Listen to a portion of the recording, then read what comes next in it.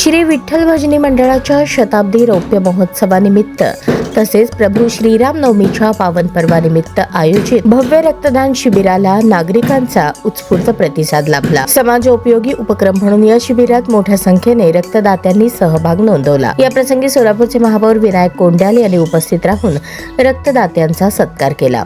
आपल्या मनोगतात त्यांनी रक्तदानाचे महत्त्व अधोरेखित करत रक्तदान हेच खरे जीवनदान असून अशा उपक्रमांमुळे समाजात सेवा आणि बांधिलकीची भावना दृढ होते असे प्रतिपादन केले। सदर रक्तदान शिबिराचे आयोजन श्रीराम जन्मोत्सव मध्यवर्ती महामंडळाचे अध्यक्ष डॉ. सूर्यप्रकाश कोठे यांनी केले। उपक्रमासाठी समस्त जुनी मिल चाळ परिसरातील नागरिकांचे विशेष सहकार्य लाभले। शिबिरात ॲडव्होकेट समाधान दळवी, गोपाळ झिंगाडे, विकी सूर्यवंशी, भगत महाराज सुरेंद्र शिंदे, महेश चोरमुले, बाबर महाराज राजेंद्र शिंदे, बाळासाहेब डेकडे, पांडुरंग पवार, सतीश गुंडबोज, राज माने यांच्यासह अनेक युवक युवती आणि नागरिकांनी स्वयंस्फूर्तीने रक्तदान करत सामाजिक जबाबदारी पार पाडली। कार्यक्रमाच्या यशस्वीतेसाठी आयोजकांनी सर्व रक्तदाते, स्वयंसेवक आणि सहकार्य करणाऱ्या संस्थांचे आभार मानले।